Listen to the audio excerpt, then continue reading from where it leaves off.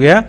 अब हम प्राणी कोशिका यानी एनिमल सेल और पादप सेल में प्रमुख अंतर देखते हैं, क्योंकि ये भी हमारे एग्जाम में बहुत प्रमुखता से पूछा जाता है। तो जो सबसे बड़ा मेजर डिफरेंस होता है वो सेल वाल का होता है।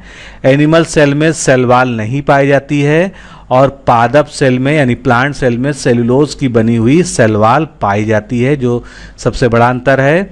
केवल प्लाज्मा मेम्ब्रेन या जीव द्रव से ये घिरा होता है, क्योंकि इसमें सेल वाल नहीं पाई जाती है तो इसकी सबसे बाहरी झिल्ली जो होती है वो प्लाज्मा मेम्ब्रेन या जीव द्रव्य झिल्ली होती है। और ये प्लाज्मा मेम्ब्रेन के अतिरिक्त इसके चारों तरफ मोटी कोशिका भित्ति यानी सेल वाल पाया जाता है। क्लोरोप्लास्ट एनिमल सेल में नहीं पाया जाता है, क्योंकि इसमें फोटोसिंथेसिस का कोई मतलब नहीं होता है।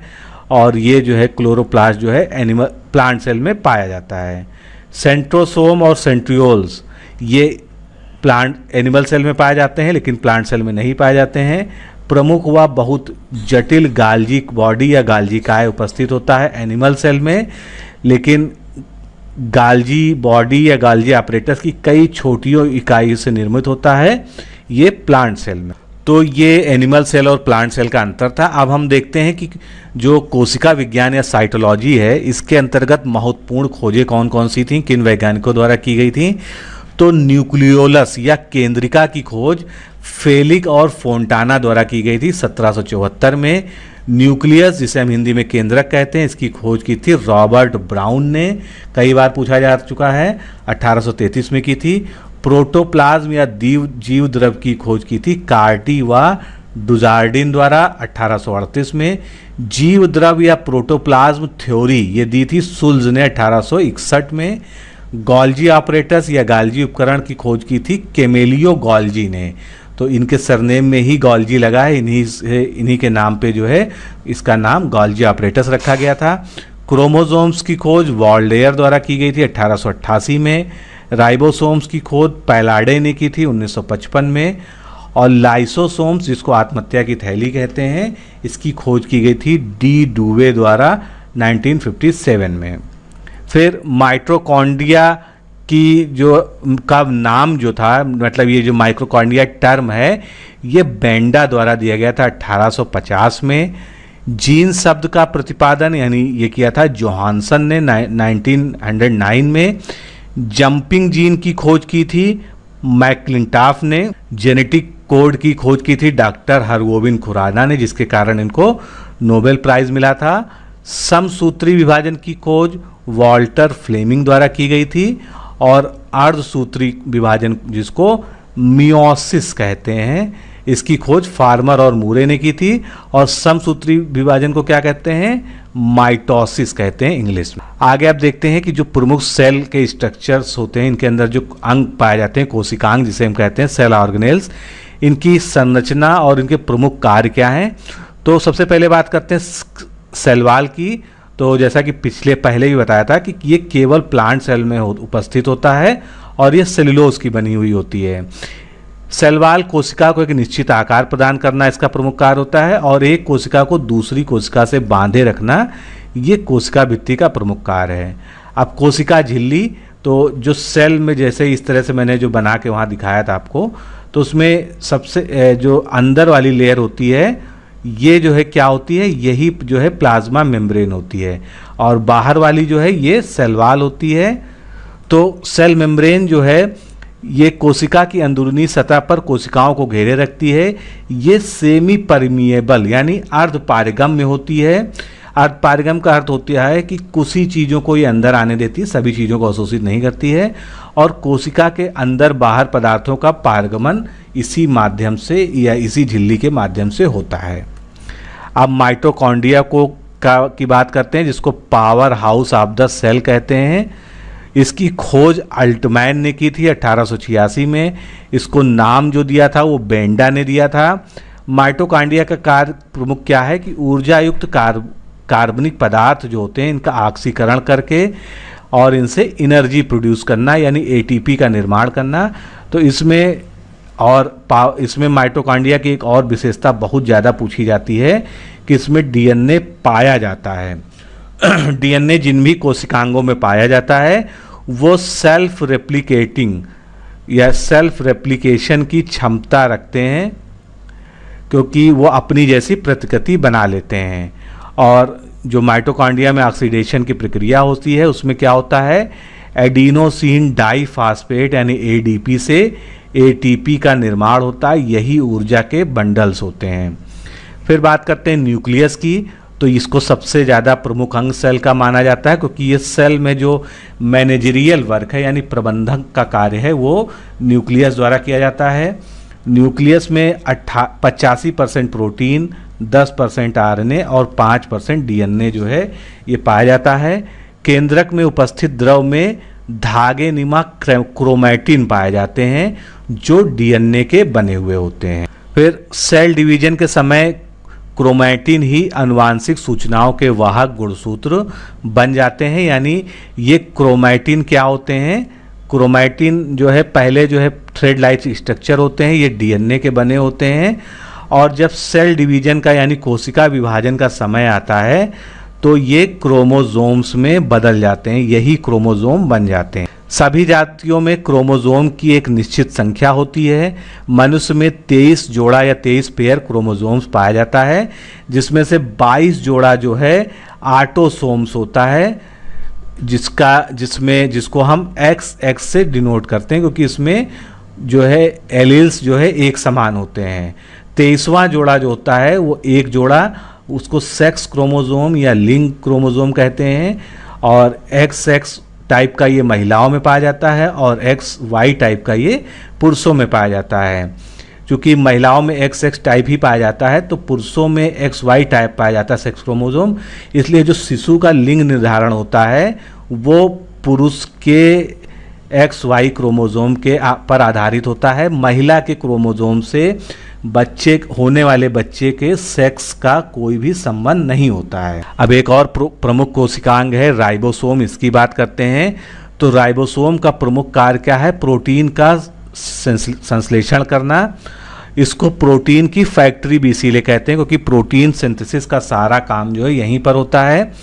ये आरएनए यानी राइबो न्यूक्लिक एसिड के बने हुए होते हैं। स्तनधारियों की आरबीसी में राइबोसोम और एंडोप्लाज्मिक रेटिकुलम नहीं पाया जाता है, ये पॉइंट अलग से नोट कर लीजिए, कई बार पूछा गया है क्योंकि ये एक्सेप्शनल है। अब जो मैंने बताया था कि राइबोसोम जो है दो तरह से होते हैं, 70S टाइप होते हैं और 80S टाइप, दोनों टाइप के होते हैं। तो S का मतलब यहाँ पर क्या होता है, ये एक सेडिमेंटेशन कोफिशिएंट होता है। यानी जब राइबोसोम के दो बड़े टुकड़े जो है आपस में मिलते हैं, इस तरह से राइबोसोम इस तरह से होता ही है, तो होता क्या है 30S और 50S ये दो यूनिट मिलती हैं। तो इसमें जो है जो मिलने पर जो है इसके सेडिमेंटेशन में 10S का लॉस हो जाता है। तो 30 और 50 मिलके जो है 70S टाइप राइबोसोम का निर्माण करते हैं जो प्रोकैरियोटिक सेल्स में पाए जाते हैं। वहीं पर जो 80S टाइप होता है इसमें बड़ी यूनिट 60S होती है, छोटी यूनिट 40S होती है। दोनों के सेडिमेंटेशन से आपस में फ्यूजन से इसमें 20S का नुकसान हो जाता है। तो फाइनली ये 80S टाइप ऑफ राइबोसोम बन जाता है जो यूकैरियोटिक सेल में पाया जाता है। अब हम क्लोरोप्लास्ट भी देख लेते हैं। तो क्लोरोप्लास्ट जो है इसको पादप कोशिका की रसोई कहते हैं, क्योंकि पौधों की जो फोटोसिंथेसिस के माध्यम से जो भी उत्पादन होता है पौधों के में एनर्जी का, वो हरित लवक में होता है। तो प्रकाश संश्लेषण की क्रिया में ये सहायक होता है। इसमें क्लोरोफिल नामक हरा जो है वर्णक पाया जाता है, जिसको पर्णहरित भी कहते हैं, जिसके कारण ही पौधों का रंग हरा होता है। तो ये क्लोरोप्लास्ट का टिपिकल डायग्राम है। इसमें जो क्लोरोप्लास्ट के अंदर जो है जो लिक्विड पोर्शन होता है इसको हम स्ट्रोमा कहते हैं। इसमें जो है कुछ सिक्के के आकार की आकृतियाँ ऊपर से नीचे तक व्यवस्थित होती हैं, इनको हम ग्रैनम कहते हैं। ये आउटर मेम्ब्रेन हो गई, ये इनर मेम्ब्रेन हो गई। और ये जो सिक्के के आकार के ग्रैनम हैं ये एक दूसरे से जुड़ती हैं, ये जो मैं इसको मार्क कर रहा हूँ इनको आपस में लैमेली जोड़ती है। और इस सिक्के को एक ढेर को थाइलाक्वाइड्स के नाम से जानते हैं।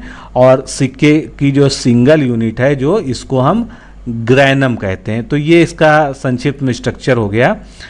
अब आगे बात करते हैं, इसमें कैरोटीन एवं जैंथोफिल नामक वर्णक भी पाए जाते हैं जिससे पत्तियों का रंग पीला होता है। क्लोरोप्लास्ट में भी डीएनए पाया जाता है। इससे पहले मैंने क्या बताया था कि माइटोकॉन्ड्रिया में भी पाया जाता है। तो दोनों में याद रखिएगा कि डीएनए पाया जाता है माइटोकॉन्ड्रिया और क्लोरोफिल दोनों में।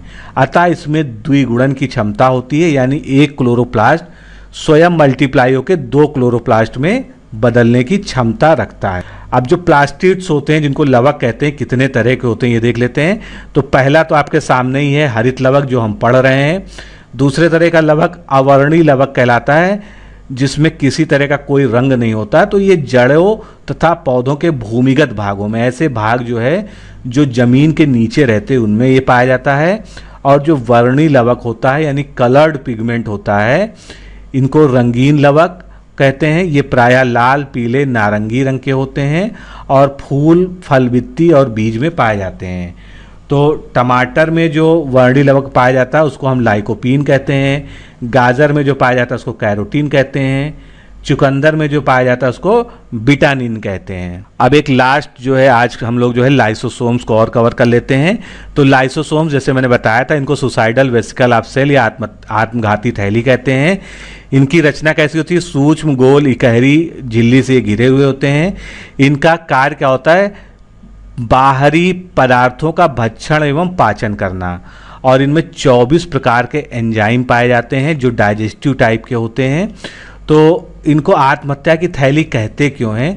मान लीजिए ये कोशिका है आप किसी भी की भी, और इसमें यहाँ पर ये लाइसोसोम है। तो लाइसोसोम जो है अगर मान लीजिए बाहर से कोई भी अवांछित पदार्थ आ जाता है जो है कोशिका में, जिसकी हमारे इसमें ज़रूरत नहीं है, या ये कोई विषैला पदार्थ है, तो लाइसोसोम क्या करता है? इसको अपने अंदर ट्रैप कर लेता है। और दूसरी चीज़, जैसे किसी भी कोशिकांग की जब मृत्यु होती है, मान लीजिए कोई इंडोप्लाज्मिक रेटिकुलम है या कोई माइटोकॉन्ड्रिया है, जब उसकी डेथ हुई तो वो डेथ के बाद जो है कोशिका में जो है कोशिका का इंटरनल इन्वायरमेंट जो है उसके डिग्रेडेशन से ख़राब हो सकता है। तो लाइसोसोम क्या करता है? उसको अपने अंदर खींच के अपनी अंदर बंद कर लेता है। और इसमें जो 24 प्रकार के ये एंजाइम पाए जाते हैं ये पूरे उसको गला देते हैं और स्वयं उस लाइसोसोम को भी गला देते हैं। और पूरी तरह से ये अपशिष्ट पदार्थों के साथ लाइसोसोम खुद भी गल जाता है। यानी क्या होता है? एक तरह से ये सेल को बचाने के लिए आत्महत्या कर लेता है। तो इसीलिए इसको आत्मघाती थैली कहते हैं। ऑफियोग्लासम रेटिकुलेटम ये एक पौधा है यानी फर्न प्रजाति का है और इसमें सर्वाधिक संख्या में गुणसूत्र पाए जाते हैं 630 पेयर। तो ये इंपॉर्टेंट फैक्ट है। सबसे छोटा कोशिकांग कौन सा होता है? राइबोसोम होता है। और सबसे बड़े कोशिकांग कौन से हैं? सबसे बड़ा न्यूक्लियस है, उसके बाद क्लोरोप्लास्ट और उसके बाद जो है माइटोकॉन्ड्रिया। तंत्रिका कोशिका की आयु जो होती है ये सर्वाधिक होती है। अस्थि कोशिकाएं या बोन सेल्स, इनकी आयु जो है 15 से 20 वर्ष तक हो सकती है। अब जो हमारी कोशिका होती है, सेल होती है, उसमें उसका रासायनिक संगठन यानी केमिकल कंपोजिशन क्या होता है? तो सबसे पहले अगर बात करें तो वाटर और इनऑर्गेनिक साल्ट यानी जो कार्बनिक पदार्थ हैं, इसमें से 80% तो पूरी सेल में वाटर होता है, 1% इनऑर्गेनिक सॉल्ट्स होते हैं, फिर carbohydrates 1%, lipids 0.5%, protein 12%, nucleic acid 2% और अदर ऑर्गेनिक साल्ट्स जो है सब्सटेंसेस ये 0.5% तक होता है। फिर अगर एक मैमेलियन सेल में ड्राई मास यानी शुष्क भार के आधार पर प्रमुख पदार्थों को देखें, शुष्क भार का अर्थ होता है जिसमें जो है पानी को जो है हटा दिया जाता है। तो सबसे ज़्यादा प्रोटीन की मात्रा होती है 60%। उसके बाद मिसलेनियस मेटाबोलाइट्स जो होते हैं वो 10% है, न्यूक्लिक एसिड 5%, इनऑर्गेनिक आयंस 3%, ग्लाइकेंस 6% और लिपिड्स जो है 16%। तो ये इसका जो है केमिकल कंपोजिशन हो गया। अब कोशिका के साथ ही कोशिका विभाजन से भी क्वेश्चंस पूछे जाते हैं। तो कोशिका विभाजन को हम लोग बहुत संक्षेप में देखते हैं।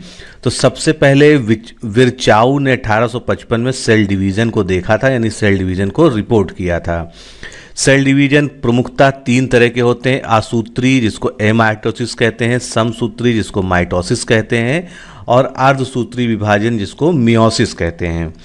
तो एक एक करके हम इसकी जो है विशेषताएं देखते हैं। आसूत्री जो विभाजन यह अविकसित कोशिकाओं में पाया जाता है, जैसे कि यानी जो है जो प्रोकैरियोट सेल्स होती हैं, जैसे bacteria, blue green algae, east, amoeba. इसमें कुछ नहीं होता, सिंपल अगर एक ये मान लीजिए एक बैक्टीरिया है तो इससे जो है सीधा सीधा इसमें जो न्यूक्लिक एसिड होता है उसका डिवीजन हो जाएगा और जो है सेल दोनों हो जाएगा। उससे 1 से 2 कोशिकाएं, 4 कोशिकाएं, इसमें कोई लिमिट नहीं होती कितना जो है ये बनेगा।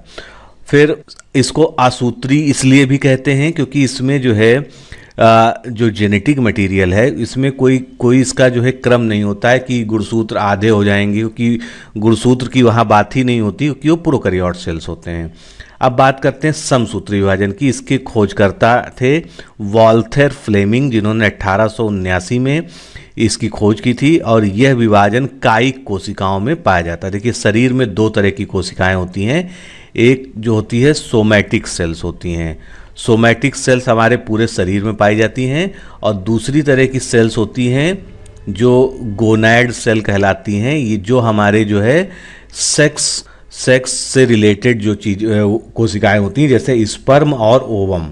तो स्पर्म और ओवम सेल्स जो होती हैं उनको हम गोनैड सेल्स कहते हैं, गोनैड जो है सेल कहते हैं। तो ये जो समसूत्री या माइटोसिस डिवीजन होता है ये हमारी दैहिक कोशिका यानी सोमैटिक सेल में होता है, और एक कोशिका से 2 कोशिका का निर्माण होता है इसमें, और जिनमें गुणसूत्रों की संख्या समान रहती है। सबसे बड़ी बात जो इसके बारे में है कि इसमें आपसे यही पूछा जाएगा कि इसमें गुणसूत्रों की संख्या पे क्या फ़र्क पड़ता है। तो एक कोशिका से हमेशा 2 कोशिका बनेंगी, और गुणसूत्र मान लीजिए यहाँ पर n नंबर है तो दोनों कोशिकाओं में गुणसूत्र का नंबर यानी n ही रहेगा, और इसमें सबसे छोटी अवस्था जो एनाफेज होती है। अब बात करते हैं अर्धसूत्री विभाजन की। इसके खोजकर्ता हैं वीजमैन, और इसका विस्तृत अध्ययन किया था स्ट्रासबर्गर ने। ये विभाजन केवल जनन कोशिकाओं यानी रिप्रोडक्टिव कोशिकाओं में होता है, तो जिसको मैंने गोनैड सेल बताया है उसी को रिप्रोडक्टिव सेल्स कहते हैं, यानी स्पर्म और ओवम की सेल्स। इसमें एक कोशिका से 4 कोशिकाओं का निर्माण होता है 2 चरणों में। पहले चरण में तो संख्या n ही रहती है, और दूसरे चरण में ये आधी हो जाती है यानी हाफ n हो जाती है। तो 1 से 4 कोशिकाओं का निर्माण होता है इसमें, और गुणसूत्रों की संख्या जो है आधी हो जाती है फाइनली। तो ये तो रहा इसके बारे में, इससे ज़्यादा जो है UPSSC लेवल पे नहीं पूछा जाएगा। बाकी अगर आपको और डिटेल देखना है तो जो मैंने सेल बायोलॉजी का बोर्ड पे जो है लेक्चर बनाया है उसमें मैंने सेल डिवीजन की सारी स्टेजेस को दिखाया है, आप उसको देख सकते हैं। फिर अब बात करते हैं अनुवांशिक पदार्थ और जो है अनुवांशिकी की। तो जो जेनेटिक सूचनाएं होती हैं उसके वाहक पदार्थों जो अनुवांशिक लक्षणों को एक से दूसरी पीढ़ी में स्थानांतरित करते हैं, इन्हीं को अनुवांशिक पदार्थ कहते हैं। और अनुवांशिक पदार्थ की इकाई जो होती है DNA होती है, यानी सीधे से कह लीजिए कि जो क्रोमोसोम हमारे शरीर में पाए जाते हैं वो DNA से मिलकर बने होते हैं। अब DNA की संरचना की बात करते हैं तो DNA के एक अणु में 4 प्रकार के हजारों न्यूक्लियोटाइड्स जो है जुड़कर एक पॉलीमेरिक चेन बनाते हैं, उससे DNA बनता है। DNA में नाइट्रोजन बेस होता है, ये 2 प्रकार के होते हैं, पहला होता है प्यूरिन और दूसरा होता है पिरिमिडीन। यही इंपॉर्टेंट है, यहाँ से क्वेश्चंस आते हैं। तो प्यूरिन्स कौन से होते हैं? एडेनिन और ग्वानिन, ये प्यूरिन्स होते हैं जिसको A और G से डिनोट करते हैं। और पिरिमिडीन्स कौन से होते हैं? थाइमिन और साइटोसिन, इसको T और C से डिनोट करते हैं। तो ये एक जो है इसका जो है DNA की जो है पॉलीमेरिक चेन का जो है मॉडल है। इसमें देखिए ग्वानिन और साइटोसिन, एडेनिन, थाइमिन, ये यहाँ पर बेसेज हैं जो आपस में हाइड्रोजन बंध से जुड़े होते हैं। इसमें क्वेश्चन ये भी आता है कि जो नाइट्रोजन बेस होते हैं वो किस बॉन्ड से जुड़े होते हैं, तो आपको बताना है कि ये हाइड्रोजन बॉन्ड से जुड़े होते हैं। और उसके बाद जो है ये बेसेज जो है शुगर की एक चेन से जुड़े होते हैं, और शुगर की चेन जो है फॉस्फेट से जो है जुड़ी होती है। तो इतना सफिशिएंट इसके बारे में। और ये डबल हेलिकल मॉडल है DNA का, जिसको द्विगुणित मॉडल कहते हैं, जो वॉटसन एंड क्रिक द्वारा दिया गया था। तो DNA के डबल हेलिक्स मॉडल की संकल्पना वाटसन और क्रिक ने 1953 में दी थी। उन्होंने बताया था कि DNA एक सीढ़ी की तरह सीधा, पहले जो है एक संकल्पना ये होती थी कि डीएनए बिल्कुल सीधा सीधा इस तरह से होता है, लेकिन उन्होंने बताया कि सर्पिलाकार होता है ये, यानी ये जो है ये इस तरह से स्पाइरली जो है द्विगुणित होता है। तो ये जो है इसमें मॉडल है, इसमें जो है 3.4 एंगस्ट्रॉम की दूरी होती है दो बेस पेयर्स के बीच में, और ये पूरा इसका है। और जो दो थ्रेड्स होते हैं डीएनए के, उसमें 20 एंगस्ट्रॉम की आपस में दूरी होती है। अब ये जो पूरी संरचना है डीएनए की बनती कैसे है ये देखना जरूरी है। तो डीऑक्सीराइबोज शुगर और बेसेज वही एडेनिन, ग्वानिन, साइटोसिन और थाइमिन, ये मिलकर न्यूक्लियोसाइड बनाते हैं। सबसे पहले जो डीऑक्सीराइबो शुगर और बेस के मिलने से पहली जो स्ट्रक्चर बनता है उसको न्यूक्लियोसाइड बोलते हैं। इस न्यूक्लियोसाइड में जब फास्फोरिक एसिड जुड़ जाता है तो इसको न्यूक्लियोटाइड कहते हैं। और ये जो न्यूक्लियोटाइड जब एक चेन के फॉर्म में आ जाता है, एक श्रृंखला बना लेता है, तो इसको पॉलीन्यूक्लियोटाइड कहते हैं, जिसको फाइनली जो है डीएनए नाम दिया जाता है। अब डीएनए के बारे में जो है एक चारगाफ रूल है, जिसको चारगाफ रूल कहते हैं। तो ये इरविन चारगाफ ने 1948-52 में डीएनए की संरचना के संबंध में एक सार्वत्रिक या यूनिवर्सल रूल जो है दिया था, जिसके अनुसार प्यूरीन और पिरिमिडीन, जो हमने देखा था प्यूरीन और पिरिमिडीन, यानी प्यूरीन क्या थे फिर से देख लीजिए एक बार। प्यूरीन जो है एडेनिन और ग्वानिन थे, और पिरिमिडीन साइटोसिन और थाइमिन थे। तो प्यूरीन और पिरिमिडीन जो है हमेशा बराबर मात्रा में पाए जाते हैं, ये यूनिवर्सल रूल है। डीएनए का जो बेस कंपोजिशन होता है प्रत्येक जाति में अलग अलग होता है, इसीलिए जो है सभी में विभिन्नताएं पाई जाती हैं। एडेनिन, थाइमिन और ग्वानिन से साइटोसिन का मोलर आयतन सदैव 1:1 के रेशियो में होता है, और A+T/ अनुपाते C+G का अनुपात प्रत्येक जाति में अलग अलग होता है। तो ये चारगाफ रूल है ये। अब डीएनए के कई प्रकार भी होते हैं, ए डीएनए, बी डीएनए, सी डीएनए, डी डीएनए। इन सभी का जो हेलिक्स होता है वो राइट हैंडेड होता है, यानी दाईं ओर घूमा हुआ इनका हेलिक्स होता है। और जेड डीएनए का जो हेलिक्स होता है ये लेफ्ट हैंडेड होता है। तो आप अगर इसको याद रख लेंगे कि जेड डीएनए का हेलिक्स जो है लेफ्ट हैंडेड होता है, तो ये आपको बाकी याद नहीं करने पड़ेंगे, बाकी सभी राइट हैंडेड हो। अब बात करते हैं सर्कुलर डीएनए। तो जो प्रोकैरियोट सेल होती हैं, जैसे कि बैक्टीरिया है, ब्लू ग्रीन एल्गी है, यानी यूनिसेलुलर जो ऑर्गेनिज्म प्रोकैरियोट्स हैं, उनमें माइटोकॉन्ड्रिया और क्लोरोप्लास्ट पाया जाता है। और उसी में जो है माइटोकॉन्ड्रिया और क्लोरोप्लास्ट में जो है जो प्रिमिटिव टाइप ऑफ क्लोरोप्लास्ट, तो उनको नाम नहीं दिया जाएगा क्योंकि थाइलाकोइड जैसी स्ट्रक्चर्स होते हैं। तो इनमें जो है सर्कुलर डीएनए यानी इस तरह का डीएनए की संरचनाएं पाई जाती हैं।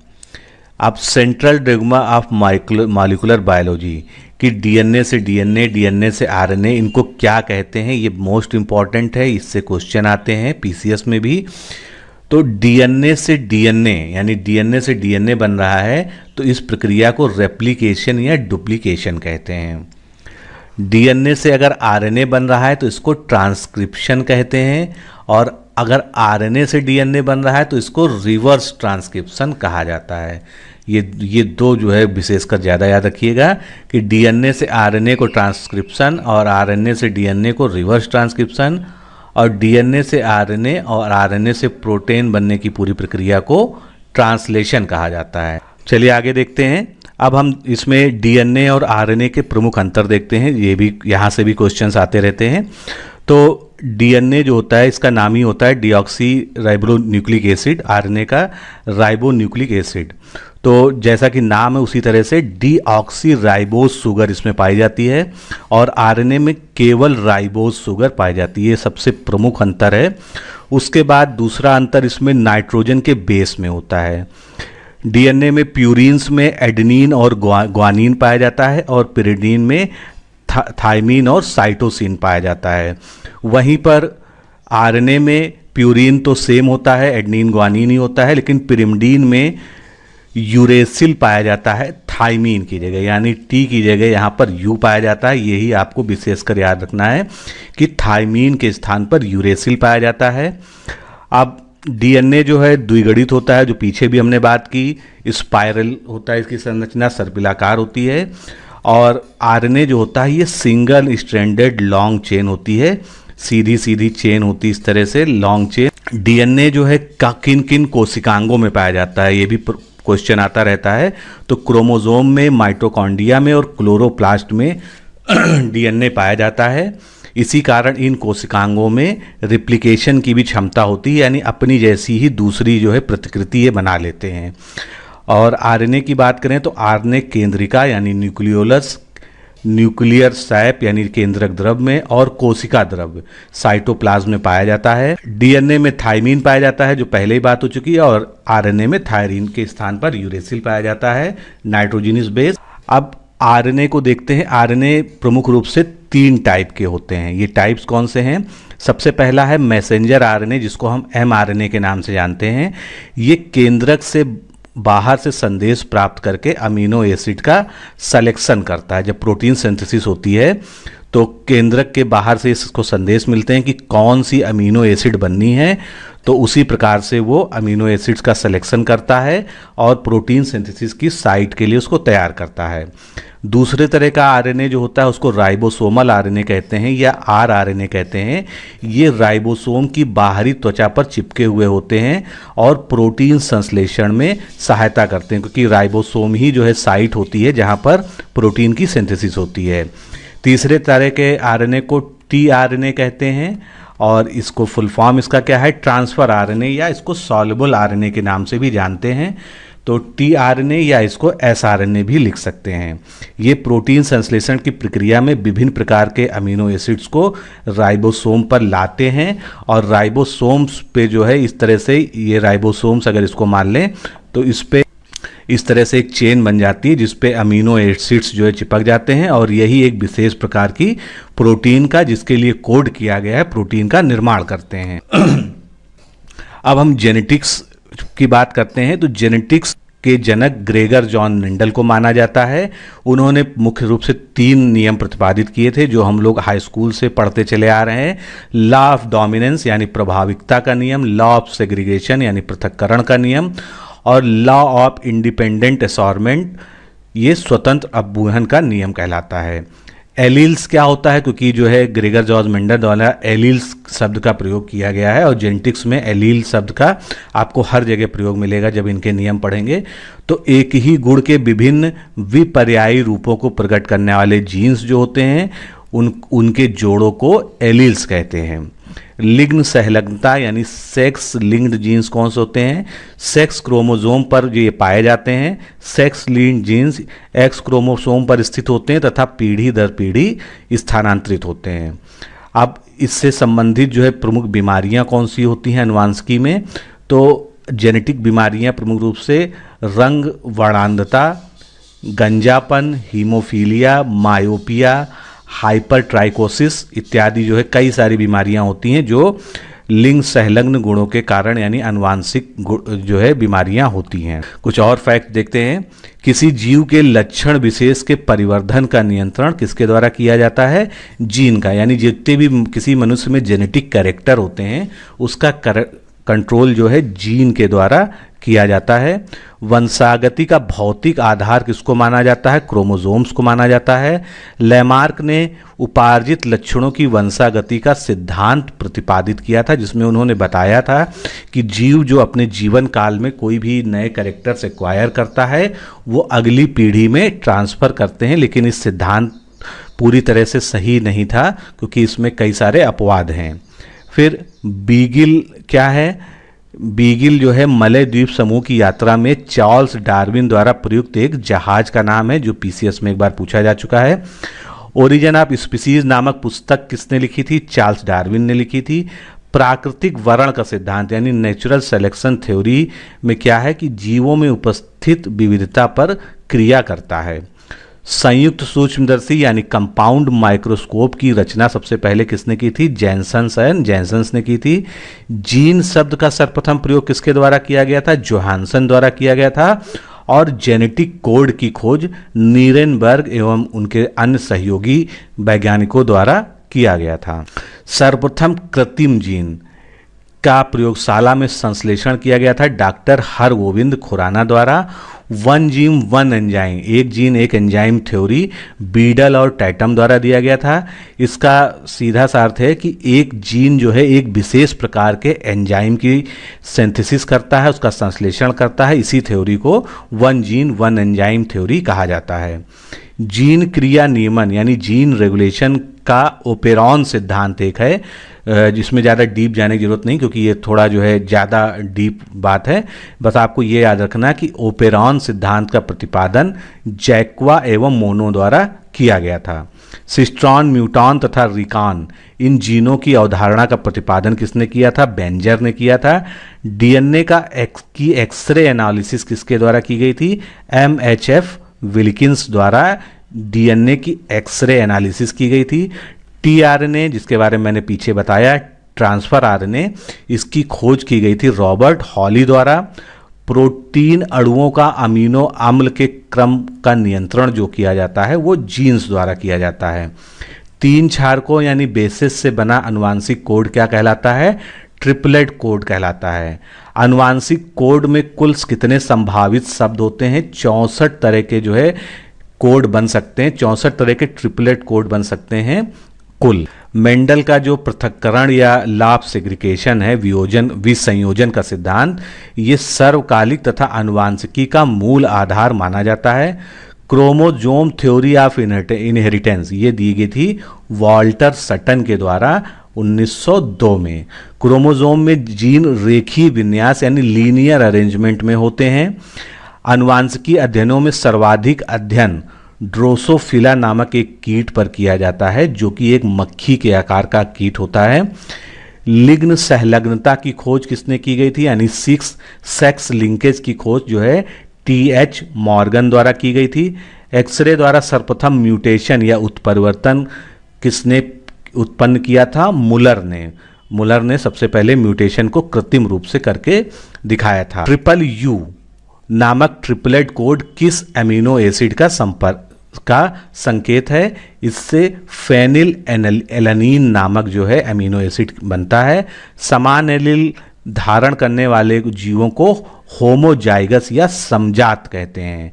और जो फ्रेटर्नल ट्विंस होते हैं इनका जीन प्रारूप यानी जीनोटाइप असमान होता है। श्यामजीएमएच ऐसे बच्चे होते हैं जो जन्म के समय परस्पर जुड़े रहते हैं।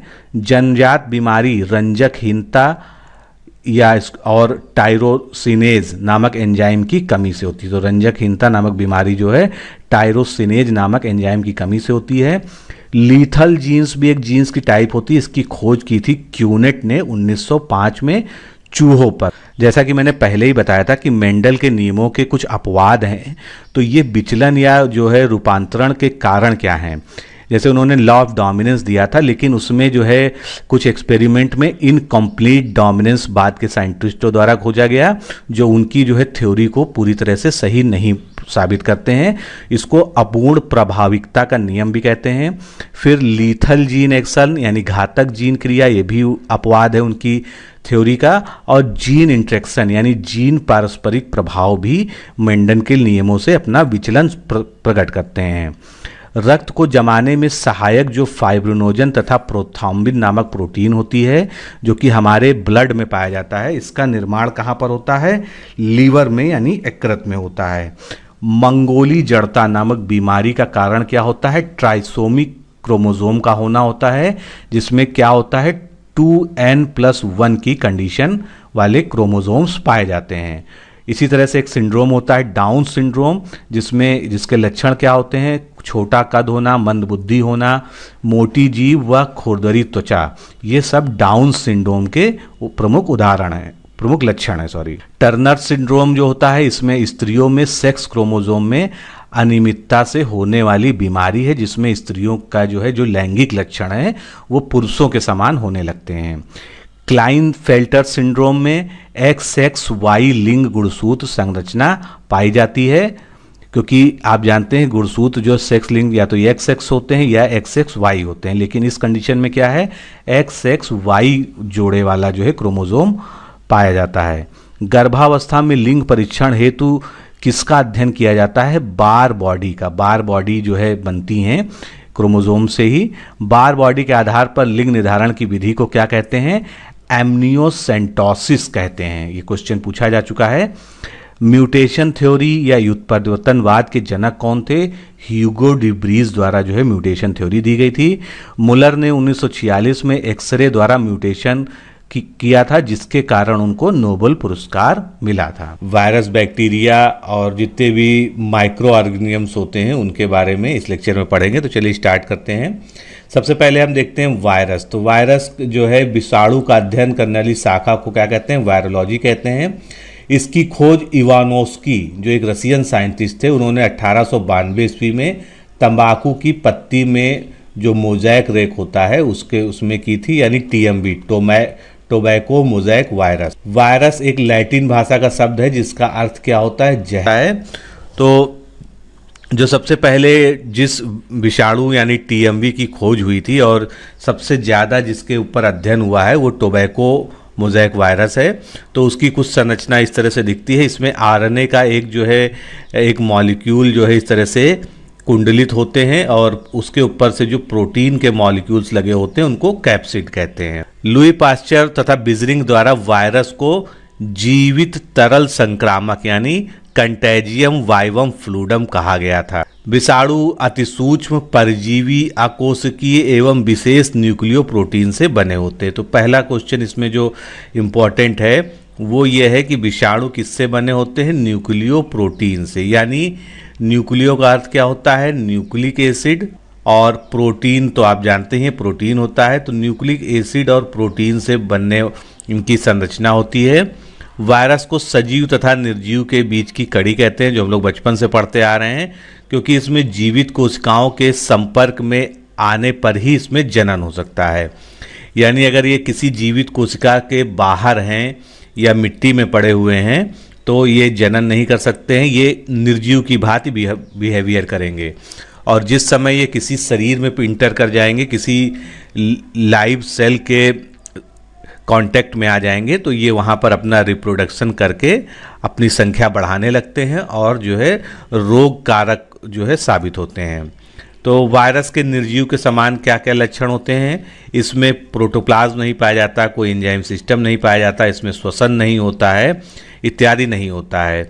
जीवित कोशिकाओं के अतिरिक्त वायरस का संवर्धन या कल्चर जो है कृत्रिम मीडिया में नहीं किया जा सकता। जैसे कि बैक्टीरिया को आप कृत्रिम मीडिया में यानी बैक्टीरिया का आप कल्चर कर सकते हैं, लेकिन वायरस का आप कल्चर नहीं कर सकते हैं। अब इसमें जीवित के समान क्या लक्षण होते हैं? ये जनन कर सकते हैं, लेकिन कंडीशन है कि ये किसी न किसी जीवित कोशिका के अंदर हों। इनके शरीर में न्यूक्लिक एसिड यानी आरएनए या डीएनए पाया जाता है और ये अपने बाह्य आवरण के लिए प्रोटीन का निर्माण कर सकते हैं। तो ये इसके सजीव जैसे लक्षण हो गए। न्यूक्लिक एसिड में क्रोमोसोम के समान ही म्यूटेशन हो सकता है, इसमें म्यूटेशन की क्रिया हो सकती है और ये बैक्टीरिया फंजाई के समान रोग उत्पन्न करने की क्षमता रखते हैं। तो ये जो है जीवित के समान लक्षण हो गए इसके। अब अगर वायरस को हम उनके होस्ट के आधार पर यानी जिस शरीर में वो रिप्रोडक्शन कर रहे हैं, जहाँ रोग फैला रहे हैं, उसके आधार पर उनका अगर हम वर्गीकरण करें तो सबसे पहले आते हैं प्लांट वायरसेज यानी पादप विषाणु। ऐसे वायरस जो पौधों में पाए जाते हैं, जैसे कि इनमें क्या विशेषता क्या होती है? इनके न्यूक्लिक एसिड जो है आरएनए होता है। उदाहरण इसका टीएमवी है, tobacco mosaic virus. Animal virus या जंतु विषाणु जिसमें डीएनए या आरएनए दोनों में से कुछ भी पाया जा सकता है। तो इन्फ्लुएंजा और मम्स जैसे वायरस इसके उदाहरण हो गए। और तीसरे टाइप का वायरस होता है बैक्टीरियोफेज, जिसकी स्ट्रक्चर अभी हम डिटेल आगे देखेंगे।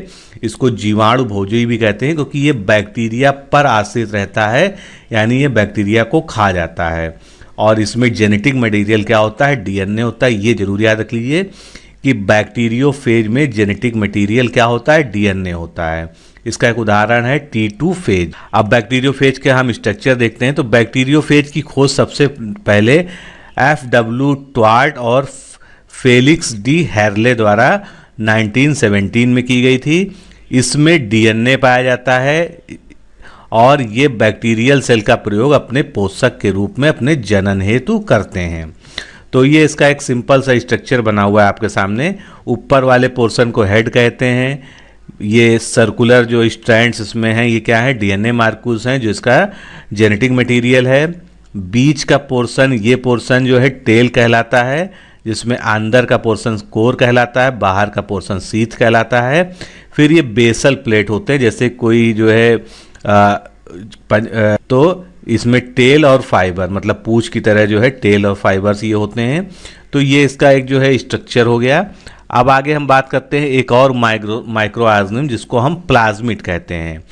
तो जोशुआ लीडरबर्ग यानी जो एक अमेरिकन वैज्ञानिक थे, इनके द्वारा प्लाज्मिड की खोज 1952 में की गई थी। प्लाज्मिड में केवल डीएनए का लूप पाया जाता है।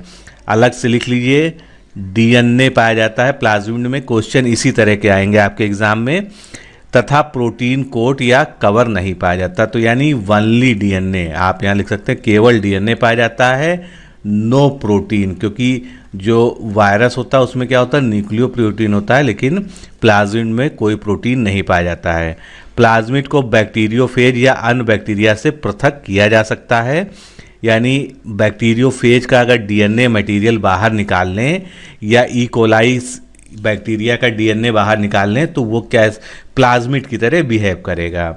एड्स का यानी एक्वायर्ड इम्यूनो डिफिशियंसी सिंड्रोम, इसका फुल फॉर्म हो गया। एड्स का कारक क्या होता है, एचआईवी यानी ह्यूमन इम्यूनो डिफिशियंसी वायरस। ये किस तरह का एक वायरस है, ये रेट्रो वायरस है क्योंकि इसमें आरएनए पाया जाता है। फिर और जो है फैक्ट देखते हैं। फ्रांस के पास्चर इंस्टीट्यूट द्वारा सर्वप्रथम एचआईवी की खोज की रिपोर्ट की गई थी, जो कि डॉक्टर ल्यूक मॉन्टेग्नियर की टीम का कार्य था। परंतु 1984 में डॉक्टर रॉबर्ट गैलो द्वारा एड्स की वजह एचआईवी को बताया गया। एचआईवी में पाए जाने वाले एंजाइम्स कौन कौन से होते हैं, रिवर्स ट्रांसक्रिप्टेज, इंटीग्रेज और प्रोटीएज, ये सभी एंजाइम्स जो है पाए जाते हैं एचआईवी में। एचआईवी मनुष्य के रोग प्रतिरक्षा तंत्र यानी इम्यून सिस्टम को नष्ट कर देता है, जिससे किसी भी बीमारी के प्रति हमारा शरीर अपनी रक्षा नहीं कर पाता है। जिस भी व्यक्ति को एड्स हो जाता है, अगर उसको सिंपल जुकाम भी हो जाता है तो वो जुकाम भी आसानी से ठीक नहीं होता है, महीना 2 महीना लग जाता है उसको ठीक होने में। ART क्या है, ART है एंटी रिट्रोवायरल थेरेपी, जो एड्स के रोगियों के उपचार की एक नई पद्धति है।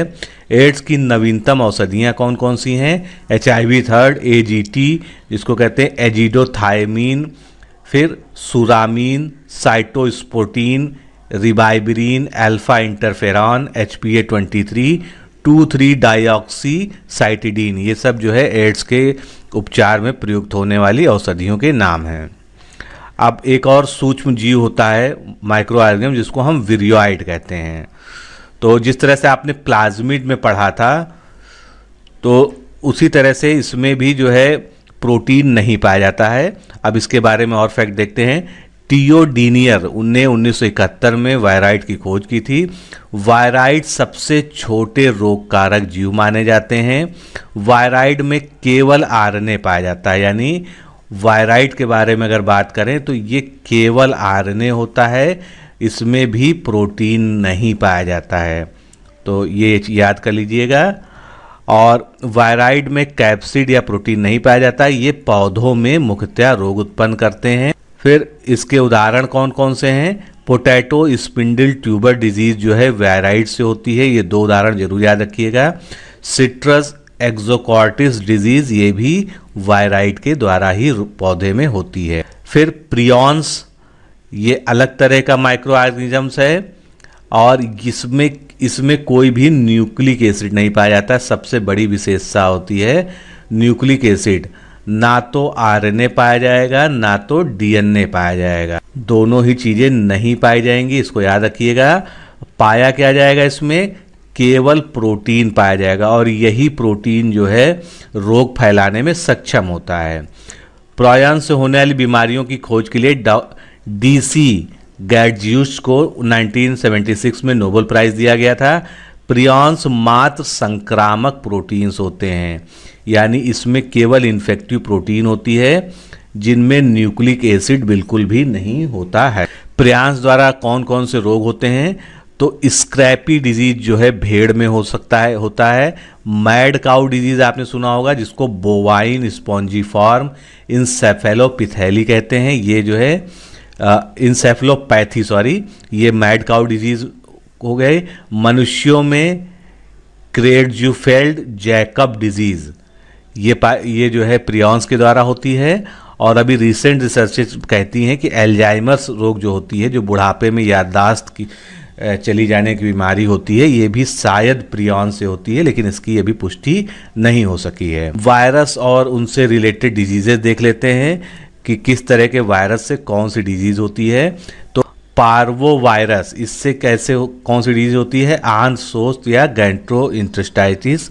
हर्पीज सिंप्लेक्स 1 और 2, ये दो फॉर्म में होती है हर्पीज। तो इससे कौन सी डिजीज होती है? हर्पीज होती है। एप्स्टीन या बार वायरस जो होती है, इनसे मोनोन्यूक्लियोसिस, ब्रुकिटिस और लिम्फोमा, ये 3 डिजीजेज होती हैं। वेरियोला वायरस से स्मॉल पॉक्स या चेचक जो होता है। पैरामिक्सो या रुबेला वायरस से, इससे भी चिकन पॉक्स होता है। मिक्सो वायरस से इन्फ्लुएंजा या जुकाम होता है। पोलियो वायरस से पोलियोमाइस्टीज या पोलियो। पैरामिक्सो वायरस, ये भी एक वायरस का टाइप है जिससे मम्स या गलसुआ रोग होता है। फैब्डो वायरस से रेबीज होती है, सॉरी ये रैब्डो वायरस है। और राइनो वायरस से कॉमन कोल्ड यानी सर्दी जुकाम की बीमारी होती है। अब हम बैक्टीरिया की बात करते हैं। वायरस और उससे रिलेटेड सारे ऑर्गेनिज्म हम लोगों ने देख लिए। बैक्टीरिया, जिसको हम हिंदी में जीवाणु कहते हैं, इसकी खोजकर्ता कौन थे? एंटनी वॉन ल्यूवेनहॉक, जिन्होंने 1683 में इसकी खोज की थी। ये हॉलैंड के वैज्ञानिक थे और इन्हीं को फादर ऑफ बैक्टीरियोलॉजी यानी जीवाणु विज्ञान के जनक की संज्ञा दी जाती है। बैक्टीरिया जो नाम है यानी बैक्टीरिया टर्म है जो, वो एहरनबर्ग द्वारा 1829 में सजेस्ट किया गया था यानी दिया गया था। रॉबर्ट कोच ऐसे साइंटिस्ट हैं जिन्होंने सर्वप्रथम जीवाणुओं में कृत्रिम संवर्धन या आर्टिफिशियल कल्चर किया था, यानी प्रयोगशाला में एक जीवाणु से दूसरे जीवाणु को उत्पन्न किया था। इसका सीधा सा अर्थ ये हुआ। ये आपके सामने एक टिपिकल बैक्टीरिया की संरचना बनी हुई है। तो इसमें देखिए बीच में ये न्यूक्लिक एसिड है जो डीएनए है। इसमें भी सेल वॉल पाई जाती है क्योंकि बैक्टीरिया को प्लांट किंगडम में गिना जाता है। प्लाज्मा मेम्ब्रेन पाई जाती है, राइबोसोम्स पाए जाते हैं, कैप्सूल होता है प्रोटीन का, प्लाज्मिड इसमें अंदर जो है पाया जाता है, साइटोप्लाज्म यानी जीवद्रव्य पाया जाता है, मीजोसोम्स भी पाए जाते हैं और इसमें चलने के लिए यानी इसके गमन के लिए कसाभिका या फ्लैजेला भी पाया जाता है। अब कुछ फैक्ट देखते हैं। लिस्टर ने जीवाणुओं के संबंध में प्रतिरोधी मत दिया था। यानी क्वेश्चन अगर आपसे आता है कि antiseptic theory of bacteria was given by Lister, ये आपको याद रखना है कि एंटीसेप्टिक थ्योरी लिस्टर ने दी थी। जीडेन एंड लीडरबर्ग द्वारा 1952 में जीवाणुओं में होने वाले लैंगिक जनन यानी सेक्सुअल रिप्रोडक्शन की विधि जो कहते हैं ट्रांसडक्शन, 3 तरह से होता है, ट्रांसफॉर्मेशन, ट्रांसडक्शन। तो इसमें जो ट्रांसडक्शन की खोज जो हुई थी वो जिंडर एंड लीडरबर्ग ने की थी। ग्रिफिथ ने 1928 में बैक्टीरिया के लैंगिक जनन की विधि ट्रांसफॉर्मेशन या रूपांतरण की खोज की थी। अब ये विधि क्या है इतना डिटेल में जाने की जरूरत नहीं है, आपको साइंटिस्ट के नाम याद रखने हैं, इसी से क्वेश्चन आ सकते हैं। अब जीवाणु की संरचना के बारे में कुछ फैक्ट देखते हैं। सबसे बाहर क्या होता है? सेल वॉल होती है यानी कोशिका भित्ति पाई जाती है। ये यूनिसेलुलर जीव होते हैं, इनकी एक कोश की संरचना होती है। सेल वॉल के नीचे प्रोटीन और फास्फोलिपिड की बनी सेल मेम्ब्रेन पाई जाती है, इसको कोशिका झिल्ली कहेंगे। माइटोकॉन्ड्रिया, एंडोप्लाज्मिक रेटिकुलम एवं अन्य विकसित कोशिकांग नहीं पाए जाएंगे। क्यों? क्योंकि ये एक प्रोकैरियोट सेल है, जो मैंने अभी इससे पहले लेक्चर में बताया था, प्रोकैरियोट यूकैरियोट। तो ये एक प्रोकैरियोटिक सेल है, इसलिए इसमें कोई भी विकसित कोशिकांग नहीं पाया जाएगा। इसमें केंद्रक भी नहीं पाया जाएगा, केंद्रक के स्थान पर सीधे डीएनए के जो है लूप्स पाए जाएंगे। अब पोषण के आधार पर अगर हम जीवाणुओं का वर्गीकरण करें तो ये 2 तरह के होते हैं। एक तो स्वपोषी जीवाणु होते हैं जो अपने लिए खुद पोषण बनाते हैं, उनको ऑटोट्रॉपिक कहते हैं, और ये कार्बन से प्राप्त करते हैं अपना पोषण, यानी इनकी कार्बन प्राप्ति का सोर्स क्या है, CO2, कार्बन डाइऑक्साइड से कार्बन लेकर ये अपना पोषण करते हैं। दूसरे तरह के बैक्टीरिया हो गए विषमपोषी या हेट्रोट्रॉफिक, जो कार्बन प्राप्ति का स्रोत दूसरे जीवों द्वारा निर्मित कार्बनिक पदार्थ का उपयोग करते हैं। स्वपोषी में दो तरह के हो गए, एक तो प्रकाश संश्लेषी जीवाणु, ऐसे जीवाणु जो प्रकाश संश्लेषण करते हैं, इनको हम फोटोसिंथेटिक बैक्टीरिया कहते हैं। ये प्रकाश ऊर्जा से स्वयं अपना भोजन बनाने में सक्षम होते हैं। दूसरे तरह के रसायन संश्लेषी यानी कीमोसिंथेटिक बैक्टीरिया, जो अकार्बनिक पदार्थों के ऑक्सीकरण से ऊर्जा प्राप्त करते हैं, यानी इसमें फोटोसिंथेसिस तो नहीं होती है लेकिन इसमें रासायनिक संश्लेषण होता है और अकार्बनिक पदार्थों के का ऑक्सीकरण करके ये अपने लिए भोजन या इसको ऊर्जा जो है प्राप्त करेंगे। अब प्रकाश संश्लेषी जो है जीवाणु जो फोटोसिंथेटिक बैक्टीरिया हैं, उनके उदाहरण कौन कौन से हो गए, ग्रीन सल्फर बैक्टीरिया, क्लोरोबियम और थायरॉक्सिस। दूसरे तरह का पर्पल सल्फर बैक्टीरिया, इसका उदाहरण क्या हो गया, क्रोमेशियम। अब हम देखते हैं इधर जो कीमोसिंथेटिक बैक्टीरिया हैं, इनके ऑक्सीकारक तत्व मतलब जिन अकार्बनिक पदार्थों का ये ऑक्सीकरण करते हैं उनके आधार पर इनको फर्दर डिवीज़न किया जाता है। तो उसमें पहला कैटेगरी आती है नाइट्रीफाइंग बैक्टीरिया। तो नाइट्रीफाइंग बैक्टीरिया यानी वो नाइट्रोजन का यूज़ करते हैं, तो जैसे कि नाइट्रोमोनास और नाइट्रोबैक्टर। आयरन बैक्टीरिया यानी ये आयरन का यूज़ करते हैं, तो फेर्रोबैसिलस और लेप्टोन्थिस, ये दो इसके उदाहरण हो गए प्रमुख। हाइड्रोजन बैक्टीरिया जो हाइड्रोजन यूज करेंगे अपने रसायन संश्लेषण के लिए, तो इसका एक उदाहरण क्या हो गया, हाइड्रोजिनोमोनास। और सल्फर बैक्टीरिया जिसका एक उदाहरण है सल्फोलोबस, तो ये सल्फर का यूज करता है अकार्बनिक पदार्थ के रूप में, उसका ऑक्सीकरण करता है सल्फर का अपने ऊर्जा प्राप्ति के लिए। विषमपोषी में एक तो आपका था विषम प्रकाशपोषी यानी फोटोहेट्रोट्रॉपिक हो गया, और एक दूसरा हो गया रसायन विषमपोषी यानी कीमोहेट्रोट्रॉपिक, जिनमें ऊर्जा का स्रोत अन्य जीवों द्वारा निर्मित कार्बनिक पदार्थों का विखंडन करना है। तो ये कैसे हो गए, पहले टाइप के पैरासिटिक हो गए, यानी दूसरे जीवों पर आश्रित एवं रोग कारक होते हैं, जैसे कि माइक्रोबैक्टीरियम, इसमें टीबी का बैक्टीरिया, लेप्रोसी का बैक्टीरिया सब इसमें आएगा। मृतोपजीवी या सैप्रोफिटिक क्या होते हैं, जो पोषण मृत अवशेषों से प्राप्त करते हैं, जैसे लैक्टोबैसिलस। सहजीवी या सिम्बायोटिक, जो अन्य जीवों के शरीर में बिना हानि पहुंचाए उनके शरीर में अंदर रहते हैं और पोषण प्राप्त करते हैं, जैसे कि राइजोबियम। ऊतकों यानी टिश्यूज के अध्ययन को क्या कहते हैं, हिस्टोलॉजी कहते हैं, और हिंदी में औतकी नाम से जानते हैं।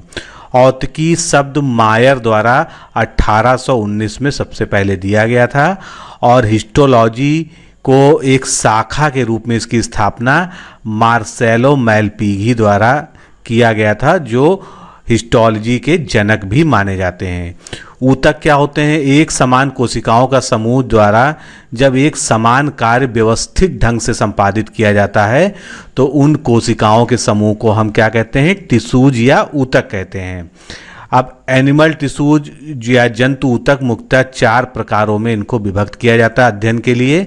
सबसे पहले बात करते हैं उपकला, जिसको इपिथीलियम टिश्यूज कहते हैं। इपिथीलियल टिश्यूज द्वारा अंगों के बाहरी पतली परत तथा आंतरिक अंगों के भीतरी स्तर का निर्माण किया जाता है, यानी जो अंगों की सबसे ऊपरी परत होती है और जो हमारे शरीर के आंतरिक अंग हैं जैसे आंतें हैं, लीवर है इत्यादि है, तो इनका जो सबसे ऊपरी परत होती है वो इपिथीलियल टिश्यूज की या उपकला से बनी हुई होती है।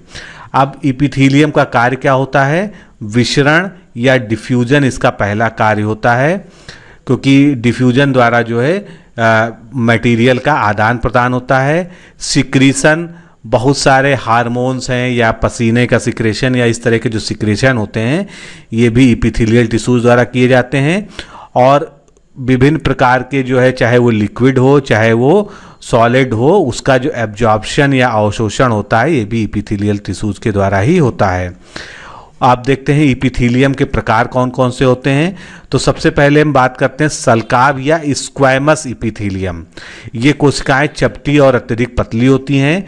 उदाहरण के लिए त्वचा की बाहरी परत जो होती है, जैसे मुंह, जीभ, मुख गुहा या जिसको ओसोफेगस कहते हैं, आहार नाल यानी एलिमेंट्री कैनाल, रक्तवाहिका यानी ब्लड वेसल्स आदि में स्क्वैमस इपिथीलियम पाई जाती है और एल्वलाई में भी ये पाई जाती है।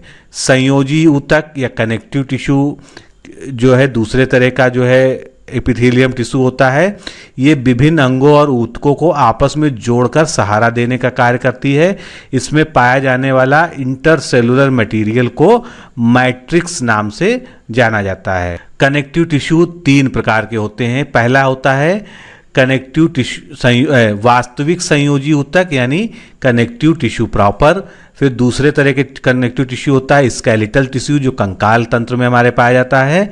और तीसरा जो है तरल ऊतक या संवहन ऊतक जिसको फ्लूइड टिश्यू या वैस्कुलर टिश्यू के नाम से हम जानते हैं। अब जो वास्तविक संयोजित ऊतक है इसका प्रकार देखते हैं। कनेक्टिव टिश्यू प्रॉपर को फर्दर कैसे डिवाइड किया जाता है। तो इनका एक प्रकार होता है एरियोलर टिश्यूज, दूसरा होता है वाइट फाइबर या श्वेत तंतु। ये कैसे होते हैं? एरियोलर टिश्यू जो है इनकी अभी और भी शाखाएं जो नेक्स्ट पेज पे हम देखेंगे। तो फाइब्रोब्लास्ट ये चपटी एवं शाखी होते हैं तथा ये तंतु बनाती हैं यानी फाइबर्स का निर्माण करते हैं। वाइट फाइबर्स ये अशाखी होते हैं यानी ये ब्रांच नहीं होते हैं। ये अलचीले होते हैं यानी इनमें लोचपन नहीं होता और ये कोलेजन फाइबर्स के बने हुए होते हैं। येलो फाइबर्स क्या होते हैं? ये शाखी होते हैं यानी ये ब्रांच्ड होते हैं और अशाखी भी होते हैं तथा इलास्टिक होते हैं नेचर में और ये मैट्रिक्स में पाए जाते हैं। जितने भी वाइट फाइबर और येलो फाइबर हैं ये कहाँ पाए जाते हैं? मैट्रिक्स में पाए जाते हैं। अब हम बात करते हैं एरियोलर टिश्यू की जिसको हम लोग ने फर्दर डिवाइड किया था। तो फाइब्रोब्लास्ट के बारे में मैंने बताया कि ये चपटी एवं शाखी होते हैं तथा फाइबर्स बनाती हैं। हिस्टोसाइट्स क्या होती हैं? ये भी चपटी अनियमित आकार के न्यूक्लिएटेड जो है होते हैं और ये बैक्टीरिया के भक्षण का काम करते हैं। प्लाज्मा सेल्स ये गोलाकार या अंडाकार होते हैं और ये एंटीबॉडीज़ का निर्माण करते हैं। मास्ट सेल बहुत इंपॉर्टेंट है, ये न्यूक्लिएटेड गोलाकार या अंडाकार होते हैं। अब इनके जो कार्य क्या होते हैं? ये रुधिर वाहिनियों को फैलाने के लिए हिस्टामिन का सिक्रीशन करते हैं, रुधिर को जमने से रोकने के लिए हिपैरिन का सिक्रीशन करते हैं और रुधिर वाहिनियों यानी ब्लड वेसल्स को सिकोड़ने के लिए सेरोटोनिन नामक हार्मोन का सिक्रीशन करते हैं।